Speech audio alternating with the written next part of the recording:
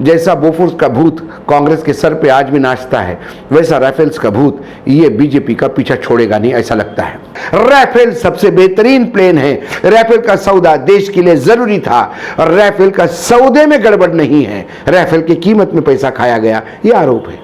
तब हिंदू अखबार बीजेपी के लिए गीता के समान था, सर पे लेके नाचते थे। आज वो हिंदू अखबार उनके लिए विलन हो गया क्योंकि वो राफेल्स की भी खरीदी के कागज छाप रहा है। नमस्कार, स्वागत है आपका हिंद वॉइस में। लेकर आया हूं आपका अपना कार्यक्रम अशोक वानखड़े बोलता है। अशोक वानखड़े बोलता है तो फिर अशोक वानखड़े तोलता है, और इस बार तुलेगी केंद्र सरकार। केंद्र सरकार इसलिए तुलेगी कि मैं बार बार कहता हूं, जो सत्ता में होगा सवाल उसी को पूछा जाएगा। लेकिन जब आरोप यदि 7 समुद्र पार से होते हैं तो फिर जवाब भी वैसे ही चाहिए होंगे, और जवाब पूछने का अधिकार इस देश के नागरिकों को है, मीडिया को है। इसी के तहत हिंद वॉइस पे हमेशा तोला जाता है और सवाल उठाए जाते हैं ताकि जवाब मिले। राफेल्स, इसके पहले मैं बताऊं कि बोफोर्स की तोपें खरीदी गई, उसमें भ्रष्टाचार के आरोप लगे। आरोपों के चलते एक सरकार इतनी बदनाम हो गई राजीव गांधी की कि उसको जाना पड़ा। पूरे बोफोर्स के कांड में तोहफों पे किसी ने सवाल नहीं उठाया, क्योंकि बोफोर्स की तोहफे वाकई देश की ज़रूरत थी। और कारगिल युद्ध में हमने दिखा दिया कि बोफोर्स की तोहफे के मायने क्या है। लेकिन कई सरकारें आई, कई सरकारें गई। यूपीए की सरकार भी आई, अटल जी की 5 साल की सरकार रही, उसके बाद नरेंद्र मोदी जी की 5 साल की सरकार रही, फिर नरेंद्र मोदी जी सेकंड टर्म में आ गए। लेकिन बोफोर्स में पैसा किसने खाया ये किसी को पता नहीं पड़ा।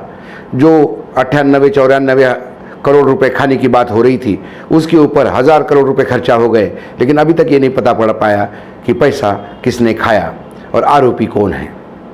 ये हमारे देश का एक परसेप्शन बनाने का एक सोच जो चलता है राजनीतिक दलों को, क्योंकि राजनीतिक दल जब भी भ्रष्टाचार पे आरोप लगाते हैं तो वो आरोप मात्र सत्ता में आने के लिए होते हैं, क्योंकि उन भ्रष्टाचार से इन सरकार का कोई लेना देना नहीं होता। यदि होता तो बोफोर्स से लेके 2G से लेके कोल स्कैम से लेके जितने आरोपों के भरोसे सरकारें बनी हैं वो उसका निराकरण करती, उसमें लोगों को सजाएं दिलवाती। लेकिन सजा कहीं किसी को हुई नहीं है, ये वस्तुस्थिति आपके सामने है। इसलिए मैं आपको कहता हूं कि जब ऐसे आरोप लगते हैं तो वो सत्ता में आने के लिए होते हैं, देश के भलाई के लिए नहीं। ऐसे ही आरोप राफेल्स पे लगे हैं। राफेल्स जब से खरीदा गया तब से विवाद का विषय है। जैसा बोफोर्स का भूत कांग्रेस के सर पे आज भी नाचता है, वैसा राफेल्स का भूत ये बीजेपी का पीछा छोड़ेगा नहीं, ऐसा लगता है। राफेल का सौदा 2016 में हुआ। 2017 में एक कैश ट्रांसफर हुआ। उसके पहले मैं बता दूं कि ये खबर कैसी हुई और ये राफेल फिर से क्यों खबर में आया। हिंदू एक अखबार है, हिंदू अखबार में एक खबर छपी कि गिफ्ट के तौर पे रिश्वत के रूप में 8.5 करोड़ रुपए एक भारतीय को दिए गए राफेल के सौदे में। अब हिंदू को ये खबर जो मिली है, ये मीडिया पार्ट करके एक मीडिया समूह है फ्रांस का, उसके पोर्टल से एक खबर आई है। उन्होंने ये खबर कहां से ली? तो फ्रांस में एक AAF करके भ्रष्टाचार निरोधक एजेंसी है, सरकारी एजेंसी है, जो जहां उन्हें लगता है भ्रष्टाचार हो रहा होगा या होने का चांस है या हुआ होगा, वहां वो ऑडिट करती है। सरकारी एजेंसी ऑडिट करने का अधिकार रखती है। उस अधिकार के तहत उन्होंने DOS कंपनी का ऑडिट किया जो राफेल बनाती है। उसमें उनको एक 8.5 करोड़ रुपए का ट्रांसफर मिला, 20 लाख यूरो का। तो उन्होंने पूछा कि ये आपने इस कंपनी को क्यों दिया, भारतीय कंपनी को। डेप्सिस सॉल्यूशन नाम की कंपनी थी वो, उसको वो 20 लाख यूरो दिए गए। तो कंपनी ने बोला, राफेल निर्माता कंपनी DOS ने कहा कि ये जो पैसा है ये हमने गिफ्ट बनाने के लिए दिया। गिफ्ट क्या बनने थे? तो राफेल के छोटे छोटे मॉडल बनने थे 50, जो भारत में गिफ्ट देने थे। कोई बुराई नहीं, इसमें भ्रष्टाचार में मानता ही नहीं। फिर ऑडिट कंपनी ने पूछा, AAF ने, कि आपने 8.5 करोड़ रुपए दिए, 20 लाख यूरो दिए, उसके बाद उस कंपनी ने आपको 50 मॉडल बना के दिए होंगे, उसकी इन्वेंट्री होगी। कंपनी चुप। कहा उसके कुछ फोटो भेजे होंगे, कंपनी चुप। फिर ऑडिटर ने पूछा कि आपने वो 50 गिफ्ट कुछ लोगों को दिए होंगे, उसकी एक सूची होगी आपके पास। कंपनी चुप। फिर ऑडिट कंपनी ने पूछा, एएएफ ने, आपने 20 लाख यूरो 8.5 करोड़ यानी 8 करोड़ 56 लाख रुपए एक कंपनी को दिए हैं जिसका नाम है डेफिसिट सॉल्यूशन, लेकिन उस कंपनी ने क्या किया इसके बारे में आपकी कोई जानकारी नहीं दे पाए। इसके मायने ये है, क्या ये पैसा गिफ्ट के नाम पे रिश्वत तो नहीं था? इस पे कंपनी चुप। ये खबर जब छपी तो भारत में बवाल हुआ, होना स्वाभाविक है, क्योंकि राफेल का मामला है। ये 8.5 करोड़ रुपए किसको दिए गए? ये जिस कंपनी को दिए गए, डेफिसिट सॉल्यूशन, ये कंपनी हथियारों की खरीद फोक्त में दलाली करती है। सबको पता है। इस कंपनी ने जीवन में कभी ऐसे मॉडल बनाए नहीं जिसको ये काम दिया गया। तो शक की सुई तो घूमनी ही होगी, क्योंकि जो आदमी जो काम नहीं करता, मैं अशोक वानखेड़े पत्रकार हूं और मुझे आपने पावर प्रोजेक्ट बनाने के लिए पैसा दिया तो लोग हंसेंगे ही कि भाई साहब आप पत्रकार है, आपने कब पावर प्रोजेक्ट बनाया, आपने तो घर में एक ईंट नहीं लगाई। तो संशय तो होगा, पावर प्रोजेक्ट के नाम पे कुछ पैसा तो नहीं दिया। तो जिस कंपनी को जो काम ही नहीं आता था उसके लिए पैसे दिए, और जिसको पैसे दिए वो कंपनी का जो मालिक जो है, जिसका नाम आता है सामने, वो सज्जन पहले ही सुषेण गुप्ता ये वेस्टलैंड हेलीकॉप्टर में दलाली खाने के आरोप में जेल भी जा चुके हैं, और मोदी सरकार ने ही उनको जेल में डाला। 3-3.5 हजार करोड़ का गबन बताया था, वहां पे भ्रष्टाचार बताया था। तो ऐसे भ्रष्ट आदमी को जो दलाली करता हो हथियारों की, जिसको ऑलरेडी जो यहाँ पे मुजरिम साबित हुआ हो और जिसको जेल भी डाला, जिसने ईडी ने जिससे संपत्ति भी जिसकी जब्त की, ऐसे इंसान को जब 8.5 करोड़ रुपए मिलते हैं तो फिर तो ये रिश्वती मानी जाएगी, क्योंकि कोई ऐसा ग्राउंड नहीं है कि इसमें नहीं मान सकते कि ये रिश्वत नहीं है। अब जैसे ही आरोप लगाए कांग्रेस हमलावर हो गई। वो तो कह रहे थे कि विपक्ष है, विपक्ष हमलावर होगा। बोफोर्स में टेक्निकली अभी तो कुछ सामने नहीं आया, फिर भी हमलावर होते हुए बीजेपी सत्ता में आ गई या विपक्ष सत्ता में आया तत्कालीन। तो तब भी ये बाहर की ही खबर थी, बीबीसी के रेडियो की खबर थी, और तब भी बोफोर्स लगातार जो खबरें छप रही थी और यहां पे जो डॉक्यूमेंट्स आ रहे थे वो चित्रा सुब्रमण्यम और हिंदू अखबार ही दे रहे थे। तब हिंदू अखबार बीजेपी के लिए गीता के समान था, सर पे लेके नाचते थे। आज वो हिंदू अखबार उनके लिए विलन हो गया, क्योंकि वो राफेल्स की भी खरीदी के कागज छाप रहा है। तो हिंदू के अब कोई मायने नहीं रहे, क्योंकि वो उनके खिलाफ जाता है। ये हमारे सत्ता के बदलते रंग, राजनीतिक विचारधाराओं के बदलते रंग बताती है। भारतीय जनता पार्टी को या सरकार को पीछे आना ही नहीं चाहिए था, बोलना चाहिए था कि ये 8.5 करोड़ रुपए जिसको दिए है वो तो हमारे यहां पहले ही मुजरिम है। हम देखेंगे, हम इन्वेस्टिगेशन करेंगे, या हम पूछेंगे राफेल्स वाले डॉस कंपनी को कि आपने ये क्या लफड़ा किया, ऐसे आदमी कैसा पैसा दिया आपने, हम बदनाम हो रहे। कोई बीजेपी की तो पैसा मिला नहीं था, वो बीजेपी का तो आदमी नहीं था। लेकिन भारतीय जनता पार्टी और सरकार बैकफुट पे क्यों आई, ये सबसे बड़ा सवाल है जो आज हर आदमी पूछ रहा है।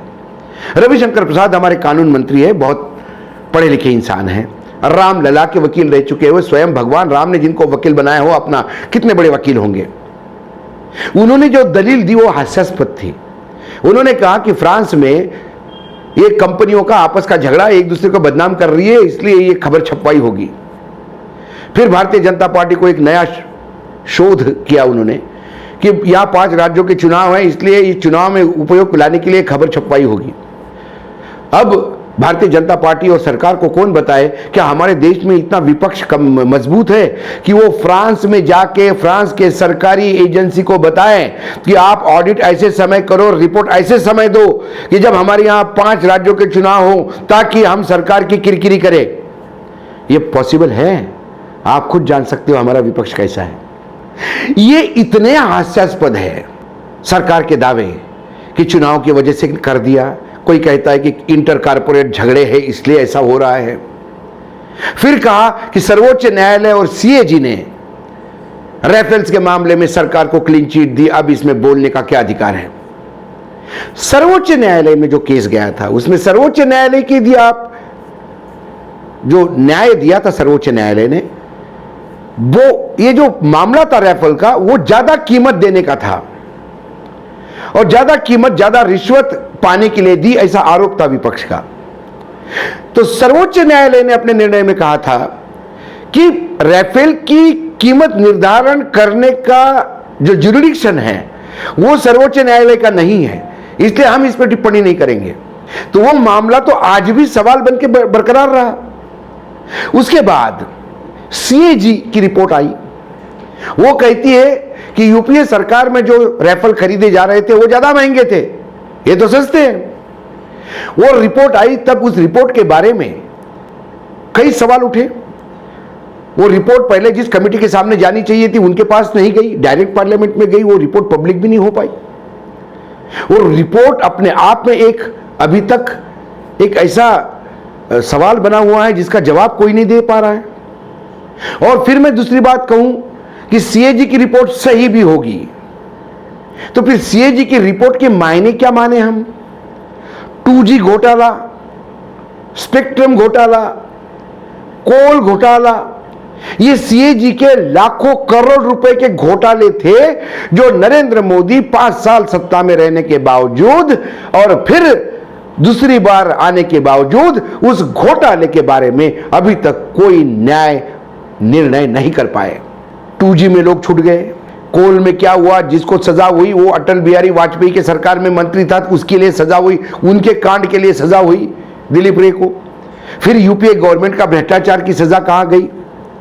इसके मायने ये है कि हमारी सीएजी की रिपोर्ट स्टैंड ही नहीं करती कोर्ट में। यदि वो रिपोर्ट सीएजी की 2G की, स्पेक्ट्रम घोटाले की, कोयले घोटाले की स्टैंड नहीं करती तो फिर राफेल की कैसी करेगी? राफेल में कई सवाल है। जिस कंपनी ने जीवन में प्लेन नहीं बनाए, जिनके लोगों का मात्र काम प्लेन में उड़ना था, वो राफेल जैसा प्लेन का बनाने के लिए पार्टनर बनके इंडिया में पार्टनर कंपनी बनी अनिल अंबानी जी की। और इस देश में सिर्फ विमान निर्माण करने का अधिकार या एक्सपीरियंस जिसके पास था, HAL सरकार की कंपनी थी। उस कंपनी जो पहले सौदे में थी वो बाहर चली गई, सरकार ने उसको कैसा जाने दिया। आज HAL के विमान निर्माण पे हम इतराते हैं, तो जब वो सौदा हो रहा था राफेल का तब हम क्यों चुप रहे? जिसने जीवन में प्लेन नहीं बनाया ऐसे कंपनी के साथ कैसा सौदा होने दिया? दूसरी बात, राफेल ने एक पार्टनरशिप में अनिल अंबानी के साथ कंपनी खोली तो अपना शेयर 30,000 करोड़ रुपए दे भी दिया। अभी तक अनिल अंबानी जी ने वो अपना शेयर दिया कि नहीं दिया अभी किसी को पता नहीं। फिर राफेल के प्लेन भी आ रहे हैं, हमारे यहाँ उसका स्वागत भी हुआ। हमारे मंत्री जी जाके नींबू भी, डिफेंस मंत्री जाके नींबू भी बांध के आए राफेल पे, राफेल उड़ान भी भरने लगे। लेकिन वो कंपनी का क्या हुआ? ऑफसेट कंपनी का जो यहाँ पे बनने वाली थी, उसकी अभी तक तो नींव भी नहीं डली। और अनिल अंबानी जी कहाँ से देंगे पैसे? विश्व के सारे बैंक अनिल अंबानी के पीछे पड़े हुए हैं। अनिल अंबानी जी बैंकरप्ट, इस बैंक से उस बैंक में और इस कोर्ट से उस कोर्ट में भाग रहे हैं। तो राफेल जब एक दिवालिया कंपनी के साथ टाई अप कर रही थी और देश के संरक्षण का विषय था, तो फिर सरकार क्यों कुछ नहीं बोली? मैं मानता हूं क्योंकि इसमें कुछ गड़बड़ झाला है। क्योंकि सरकार ने रशिया के साथ जब डिफेंस का डील किया, उसमें कोई प्राइवेट कंपनी, अडानी जी की कंपनी थी। सरकार ने अडानी जी की कंपनी को बाहर करके सरकारी कंपनियां जो हैं हमारे डिफेंस प्रोडक्शन की, उसको तवज्जो दी। ये इसी सरकार ने किया, मोदी जी के। और ये सब कागज और ये सब डील्स ओपन है मार्केट में।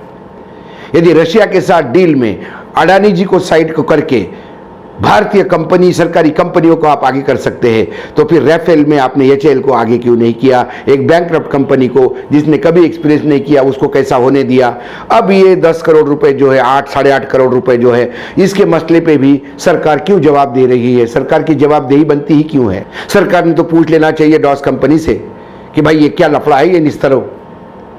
लेकिन सरकार पूछेगी नहीं, क्योंकि कुछ तो गड़बड़ है। लेकिन गड़बड़ की बात करते से ही सर्वोच्च न्यायालय के निर्णय को गलत इंटरप्रेट करके जनता की दिशा भूल की जाती है। सीएजी की रिपोर्ट बोल के फिर उसके ऊपर मोहर लगाने का प्रयास किया जाता है। और बार बार बोला जाता है, और फिर ज़्यादा किसी ने मामला उछाला तो बोला जाता है कि राफेल सबसे बढ़िया प्लेन है। मैं बार बार कहता हूं, बोफोर्स के इशू में भी कभी बोफोर्स तोपों पे सवाल नहीं उठा था, और राफेल में भी कभी राफेल के कामगिरी पे या राफेल के एफिशिएंसी पे सवाल नहीं उठाया। राफेल सबसे बेहतरीन प्लेन है। राफेल का सौदा देश के लिए जरूरी था, और राफेल का सौदे में गड़बड़ नहीं है, राफेल की कीमत में पैसा खाया गया, यह आरोप है। तो इस 8.5 करोड़ रुपए मामूली खर्चे के लिए जिस हिसाब से सरकार टूट पड़ी विपक्ष पे और बैकफुट पे आके सरकार डिफेंड करने लगी, देश के लॉ मंत्री यूरोप में बताने लगे कि आपस में झगड़े हैं। वो यूरोप है, वो भारत नहीं है कि जहां आप अपने हिसाब से सारी सरकारी एजेंसी का उपयोग करें। ये मैं नहीं करता, सर्वोच्च न्यायालय ने कहा है कि हमारी सीबीआई जो है वो सोने के पिंजरे का तोता है। हमने देखा है चुनाव के समय कैसे income tax, ED, CBI red करती है, और उसके बाद उसका क्या होता है समझ में नहीं आता मुझे। शरद पवार पे ईडी की नोटिस जाती है, नोटिस जाती है, उसके बाद शरद पवार अभी भी कुछ नहीं होता उस नोटिस के बाद। अशोक गहलोत के भाई को ईडी उठाती है जब सरकार बनना और बिगड़नी होती है, उसके बाद क्या हुआ किसी को पता नहीं। वाड्रा को 8-8 घंटे ईडी ने बिठा के रखा था, उसके बाद क्या हुआ कुछ नहीं, वाड्रा बिल्कुल आराम से घूम रहे हैं बाहर। तो क्या ये दुर्भावना से होता है, राजनीतिक षड्यंत्र के तहत होता है? सवाल तो ये भी बनता है। कुल मिलाकर जो बीजेपी ने किया ही नहीं, जिस आदमी ने पैसा लिया होगा, जिसके अकाउंट में पैसा गया, उसका कोई लेना देना नहीं है, उसको या ऑलरेडी ही सरकार ने मुजरिम घोषित कर रखा है, उस केस में सरकार डिफेंडेंट क्यों, उस राफेल के कंपनी को डिफेंड क्यों करती है सरकार? क्योंकि सरकार के पास वो नैतिक बल नहीं है कि वो डॉस कंपनी को पूछे कि आपने ऐसे घिनौने आदमी को 8.5 करोड़ रुपए दिए क्यों। क्योंकि सवाल जब आप पूछोगे तो वो नैतिक बल का अधिकार होना चाहिए, और नैतिक बल आपके पास नहीं है क्योंकि उसमें कई जगह गड़बड़ झाला तो बहुत है। इसलिए तोड़ रहा हूं सरकार को राफेल के मुद्दे पे। फिर मैं कहता हूं, गलत बयानी का आरोप मुझ पे ना लगे। मैं अभी भी कहता हूं राफेल देश की जरूरत है, राफेल से बढ़िया प्लेन नहीं है, लेकिन जो जरूरत है उसकी खरीदी में यदि गड़बड़ झाला है तो सवाल क्लियर कट उठ के आने चाहिए। किसी भी चीज को हमारी जीत, किसी झूठ को 10 बार जोर से बोलने से वो सच्चाई में बदल नहीं जाता। इसलिए सवाल सरकार पे इसलिए तोड़ रहा हूं केंद्र सरकार को। मैंने पूरा विश्लेषण आपके सामने रखा, आप समझदार हैं, क्योंकि मैं इस देश की जनता को हमेशा समझदार जनता मानता हूं। आज इतना ही, फिर आऊंगा किसी नए विश्लेषण के साथ। तब तक आप देखते रहिएगा हिंद वॉइस।